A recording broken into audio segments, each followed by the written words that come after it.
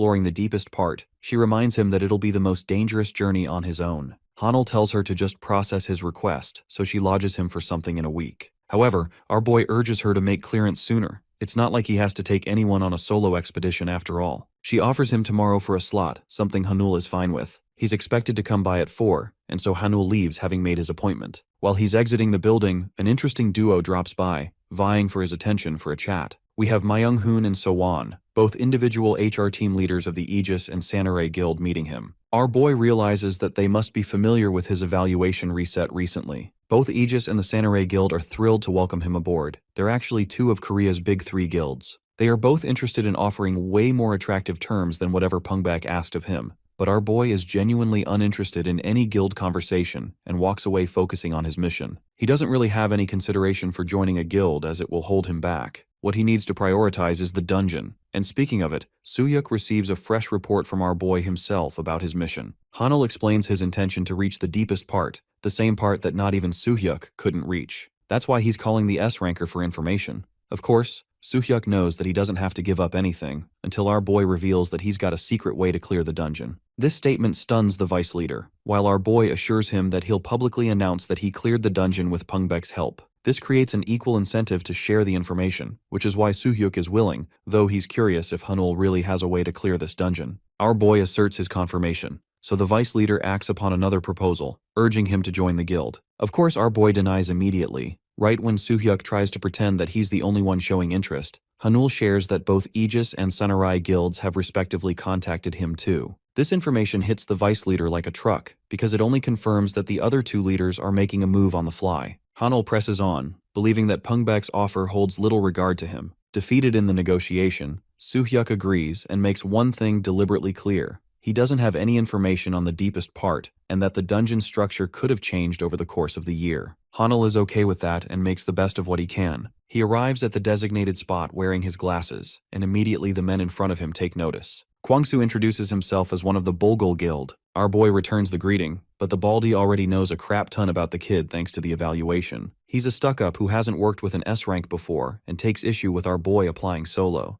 Bro's a sore loser and rudely explains that his guild has a mission to carry out, so he's not going to offer any help at all. Feeling no threat at all, Hanul agrees to the setting. Egghead walks away acting like S-rank means nothing in a real fight. Even Hanul didn't expect these guys to be on their period on the first day. He's lucky to have gotten in, but for dungeons like these, a minimum party size is required with a month-long reservation. The party members have waited for a while and our boy managed to get in on day 1, so they're upset about that. Regardless, he activates his Sage's Eye to infer their ranks. All of them are garbage and won't be able to keep up with our boy in the deeper parts. This means they could be being used for spying. Regardless, Hanul knows he won't be running into them. The bald head turns back to question why he's smirking. Hanul tells them he remembered a funny joke, but the idiots are so insecure that they take it as offense and want to beat him up. In the middle of this, the staff member opens the gate for the dungeon raid, inviting crackling green lightning. The hunters are told to speedily advance or else the gate won't hold, and it's actually our boy's first time entering a real dungeon. Hanul heads inside, curious to see what awaits him, as the system screen outlines basic details like dungeon capacity per raid. Here, the Sovereign's servant bids him the best of luck with his support, partially modifying the landscape of the dungeon. The party members are here, but Egghead senses that something is wrong from the start. He can barely recognize this damn place as it's nothing like the entrance. Bro sees Vietnam flashbacks while his buddies are questioning why there's a lake here. The entrance isn't supposed to be like this. Some of them even know about what it looks like. It's a first for Hanul, who understands that the entrance is meant to be an easy clearance. From the information that Soo-hyuk described, this version is nothing like the entrance at all. Then our boy realizes something. The system screen officially announces them with a new briefing, welcoming the hunters to the lakeside. The hunters are pulling their hair for an explanation, while the system shares the pig mallets massacre. This is their mission, to protect the pig mallets from the hands of their slayers until the night. Passing this mission earns passing through the lake and grants entry to the deepest part. But if they fail, every single challenger will die. This is a critical downside. The C-rankers are losing it, and they are not ready for this mission, to the point Kwang-soo's men want him to bail out. But the moment they try to access their status window to bail out of the mission, these guys realize they can't quit at all. Egghead has been trying to escape for a while now, but he's stuck all the same. The current number of pig mallets is 130, with 2 already having been slaughtered, dragging the number down to 128. Kwang-soo is panicking and asks the local S-rank hunter for an explanation, asking for any clues on how he could help them. Our boy calmly explains that he doesn't know a thing about what's going on, though he has information regarding the lake. His words light up Kwang-soo's confidence, as he begs our boy to fill them in with the information too. They're happy to assist in any way they can.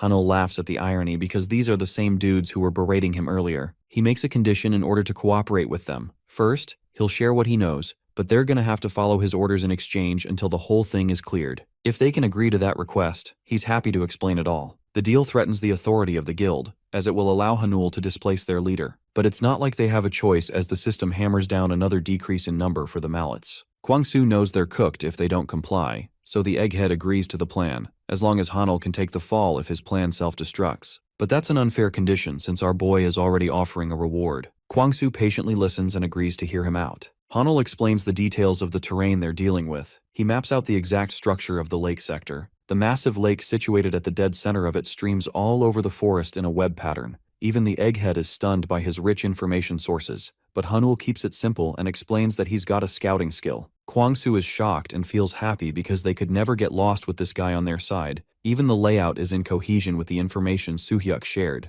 More precisely, what's happening right now is that our boy is using the sacred map given to him by Viewer 1. It's a gift from the castle, so he doesn't have to do much of the heavy lifting. The mission is pretty simple. They'll save the pig mallets from being slaughtered, but that means locating them is important too. All of them reside in the wetlands, so there are 8 total nesting zones to target. From then on, they just have to dash quickly before the Slayer has the chance to eradicate a zone. Hanul intends to gather them into a collective spot for easier defense. That's about the start of the plan, and he wants them to act immediately as the number topples further down. Even as they're not doing anything, they're losing numbers, and because of that urgency, Kwang-soo's group blasts away to locate the zones. Though he's curious what the S-rank hunter intends to do, to which Hanul explains that he'll handle the pig mallet solo. The guild leader leaves him to his business, allowing our boy the privacy he's been meaning to have. His goal is to scout the area using the map of the lake. Apparently there's a hidden mission in this zone with a special reward, and our boy mainly wants to fulfill that mission. The hunt is about to begin, but first, he needs to figure out 2 things during the scouting: the hidden mission itself and then the identity of the slayers killing the pig mallets. Apparently there are several kinds of monsters here, so he's gotta know who they are. Spying on a group, Hanul observes a bunch of lizardmen looking beefy as hell. He's actually stunned and realizes that these guys must be the slaughterers responsible for killing the pig mallets. His plan just got a whole lot more complicated, because even though the lizardmen are only at a D rank level, a huge pack of them is a pain in the ass to deal with. Knowing he shouldn't engage in combat, Hanul tries to leave when suddenly, 2 idiots waltz in talking smack about him. The worst part is that they're both headed in this direction, jeopardizing our boy's safety in the process. The big mouth is talking high and mighty until this man's head literally gets taken right off his shoulders. One of the monsters lunged right in and slaughtered the human. His head spools out blood. Watching the merciless lizardman pop out of nowhere, the other dude gets riled up and tries to attack the monster recklessly. His rage-filled fists attack the creature with every punch. Bro's fury knows no bounds as he lands the final attack. But here's the shocking part. None of that did any damage at all. This is because the lizardmen collectively have access to a swarm team bonus. That same tiny D-rank monster they had, it experiences a 2-stage evolution and jumps up to B class when they're together. Because of this insane buff, the creature rips his arm right off his body, rendering the guy screaming for his life. Then, the monster takes its weapon and is about to deal the killing blow, when suddenly, the King of Aura himself, Gano, arrives and blocks it. This Chad of all goblins has been summoned to even the odds. The C-ranked guy from the Bulgul Guild cannot believe his eyes, that he has just been saved by a lowly goblin slave. Hanul shows up from behind and reminds the big guy that he asked them to stay at their designated places in the dungeon. The big guy explains that he simply got lost along the way and somehow ended up in this section by mistake. Hanul tells him to retreat and take care of his wounds while he handles the lizard man himself. He then orders Gano to quickly clear the surrounding monsters. He is already short on time and still needs to locate a special quest hidden somewhere in the dungeon. Gano moves immediately and activates Raven's wingbeat. He dashes past the lizard men so fast that they can barely track his movement. The named goblin slave takes down one monster after another before the lizard men even realize what is going on. Meanwhile, Hanul stands calmly, watching the fight while enjoying as a spectator. Even though the lizards heavily outnumber Gano, he knows they stand no chance against him. Just then, one of the lizard men seems to use all its brain cells at once. It realizes that attacking Hanul directly might be their only option and suddenly leaps at him, aiming for a one-shot kill. Hanul instantly activates Lord's Afterimage and draws the stats he gained from Count Gular in the previous wave. Getting S-rank strength for half an hour, he easily knocks the monster away as if it were nothing. By that time, Gano has already finished clearing the remaining brain-dead lizards. Hanul praises his goblin servant and pats him, even though he finds the whole interaction slightly sus. and as expected, the goblin blushes while the affinity increases by another 10 points. He then sells the mana stones he collected and earns some easy gold. Since this is his first time selling a lizard man stone, the Lord's Castle of Illusion grants him a bonus reward. Luckily, once again he hits the jackpot and receives another gacha pull ticket, which he decides he will spin only after the mission is fully taken care of. Gano then taps at his wrist, trying to remind Hanul that his time limit is about to run out. Just as Hanul starts wondering whether there is any possible way to deal with the ticking timer, the goblin slave suddenly begins to resemble those greedy goblins obsessed with gold. At that exact moment, the system pops up with a notification, informing him that he can simply pay 5 gold for every additional 10 minutes if he wants to keep his monster summoned longer. The streamer dude finds this move extremely lowly of the system,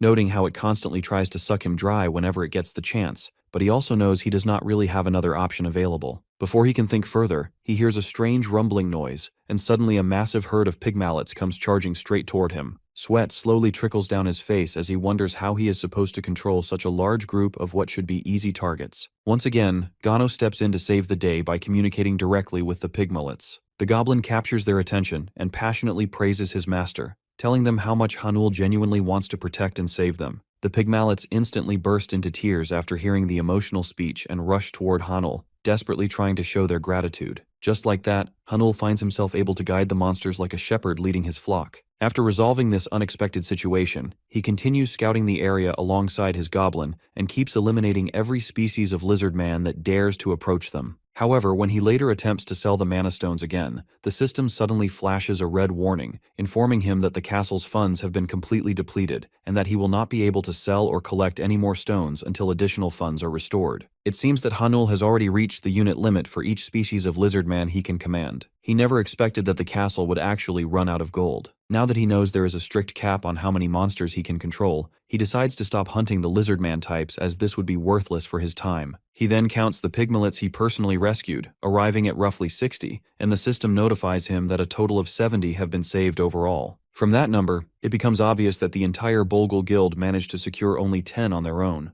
All of a sudden, something shifts within the pig mallets and they begin acting wildly. The so-called easy targets suddenly start running in unison, leading every player inside the dungeon toward the center of the lake. The dungeon system responds with an announcement, explaining that the slaughterers have ceased hunting the pig mallets and that night has officially fallen. They are congratulated for successfully protecting the easy targets from the slayers. Since the total number of pig mallets saved has reached 70, a hidden objective is also fulfilled at the same time. By now, the members of the Bolgul Guild are completely at their breaking point, shouting at the dungeon to just let them out of this nightmare. However, just as everyone assumes it is finally over, a new notification appears and informs them that a trial of medication is about to begin. A massive wave of sparkling water suddenly surges toward everyone, and just when they believe they are finished, the pig mallets they saved grow serious and leap forward to shield them. Hanul and Gano remain standing there, visibly startled by the sudden turn of events. The system informs them that the pig mallets they protected from their predators are now returning the favor as a gesture of gratitude. Hanul can hardly believe that these easy targets actually possess such hidden potential. At that moment, it finally makes sense why they were assigned the task of protecting them in the first place. He quietly wonders whether saving more would make one more safer. To test his theory, Hanul takes a quick glance at the others, noticing that most of them have barely managed to save 1 or 2 pig mallets each. The leader of Bolgul Kwang is barely holding on, and the pig mallet beside him looks like it is on the verge of breathing its last. The rest of the Bolgul members appear to be in a similar state, which makes Hanul genuinely worried about their condition. He quickly tries to come up with a way to save all of them, and right then, the system pushes out another notification. It finally reveals the hidden mission that Hanul has been searching for all this time. To complete it, he must locate and suppress the true source behind this trial. On top of that, he learns that if he defeats the monster responsible for triggering this event, the trial will immediately end instead of lasting the full 10-minute time limit. Hanul wastes no time, steadies himself, and wears his spectacles. He activates his Sage's Eye skill and quickly identifies a presence exactly where the system indicated. Upon focusing further, he confirms that it is a named monster called Zen Karuk, a highly intelligent creature possessing dangerous skills such as Cataclysmic Wave and Storm. The realization makes him anxious because named monsters are regarded as special beings with unique abilities exclusive to them. Even so, he forces himself to calm down, reminding himself that a hidden mission was never going to be simple. When Gano becomes visibly excited and prepares to charge at the monster lurking behind the massive wave, Hanul stops him and states that he will only be spectating this battle. He explains that without any water resistance, Gano would be at severe risk inside the lake, as the battlefield would pose a serious threat to him. Hanul then opens his monster summoning shop with the intention of hiring a new monster to handle the situation. From the Lord's List trade, he selects an Ogre Berserker, mainly because it possesses natural resistance to water. However, a new concern immediately arises in his mind, since unlike Gano, the Ogre has no equipped items, which means it would most likely lose against a named monster of Zenkarak's caliber. Realizing that he needs something to boost the Ogre's stats, Hanul takes out his premium gacha ticket despite its notoriously low success rate and decides to use it. He hopes that the draw will give him an item capable of helping the Ogre stand a real chance against Zenkaruk. The ticket activates, and a golden light bursts out, forcing Hanul's eyes wide open once again. He feels a surge of excitement upon realizing that it is an S-ranked item, yet that excitement quickly turns into confusion because the item does not appear to be something particularly useful in combat. Meanwhile, the water current continues to grow stronger, leaving him with no real choice but to summon the Ogre and equip it with the item he just received. The moment he places the item on the Ogre, the creature suddenly collapses to the ground. At the same time, Hanul hears a desperate scream from one of the Bulgul members who is close to drowning, so he rushes over to help without hesitation. Disappointment flashes across his face as he grits his teeth, realizing that he might have to handle everything on his own now. On top of that, his Lord's afterimage only has 12 minutes remaining, after which he will revert back to being an E-ranked nobody. Even so, he chooses to prioritize saving the others, though the strain begins to show as he struggles despite his temporarily superior stats. Just when his grip starts to loosen, and he is on the verge of letting go of the tree he is holding onto, the violent current suddenly begins to weaken. When he looks ahead, he sees the Ogre standing firmly in the water, wearing what looks like a Harry Potter cap. The Ogre speaks in a heroic tone and asks his master if he has been harmed anywhere. It formally greets Hanul and introduces itself as his humble servant, behaving in a manner that looks nothing like what anyone would expect from an ogre. Hanul finds himself perplexed, because from his perspective all he had done was place an S-rank item, the Archmage Gandorf's hat, onto the ogre's head. The artifact was supposedly designed to amplify intelligence-related attributes, theoretically transforming even an idiot into a genius. However, it never once crossed his mind that elevating an ogre's intellect to such an extreme degree could produce consequences this extraordinary. Still caught in his confusion, Hanul questions his servant, asking how it is even possible for him to articulate words so clearly and hold a proper conversation. In response, the ogre confidently flexes his muscles and explains with evident pride that the hat bestowed upon him by his master has altered his being, reshaping him into an entirely new version of an ogre. Following this declaration, the ogre respectfully lowers himself into a deep bow before Hanul and humbly requests that his master issue a command. Hanul answers that prior to giving any direct orders, there is something he wishes to clarify. The ogre readily agrees without hesitation. Hanul then inquires whether the monster is now capable of wielding magic, to which the ogre proudly responds with a yes, explaining how he just imbued his log with it. Hearing this explanation fills Hanul with excitement, as the circumstances finally appear to be turning in his favor. Seizing the momentum, he instructs the ogre to advance directly through the violent storm while he himself follows closely behind.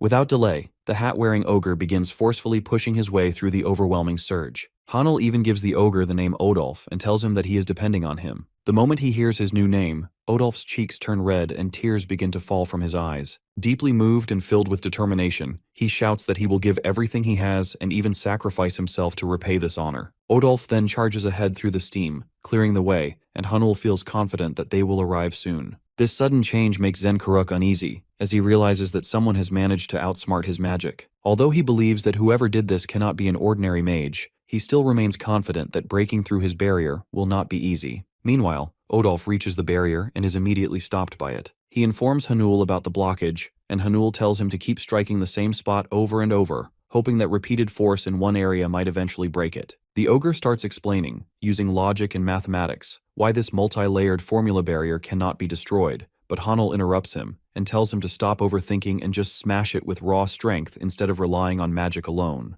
Even though it makes no sense to him, the servant humbly follows the order and begins hitting the barrier relentlessly, swinging as if he were playing a baseball match. Zenkaruk grows more anxious as he notices the barrier weakening, but he remains calm, believing that a mere ogre cannot possibly overcome his catastrophic wave. He thinks it is impossible for anyone to master both strength and magic simultaneously, and while he continues to talk about how unbreakable the barrier is, it unexpectedly shatters. This completely surprises the lizard Zenkaruk. He tells himself that only an ogre who is also a mage could manage something like this, which should be almost impossible. Looking at the ogre wearing a mage's cap, he cannot believe that his magic seal has been broken. He starts wondering if the ogre is actually an ogre shaman. When Hanul asks the lizard if he is Zenkaruk, the lizard does not respond. Instead, he focuses entirely on attacking the enemies in front of him. He assumes that the ogre shaman must have drained a lot of mana, and that this will give him the advantage over a weakened foe. Just as the lizard is about to cast a powerful attack that could kill anyone instantly, Hanul tells Odolf to try a long-range spell to interrupt it.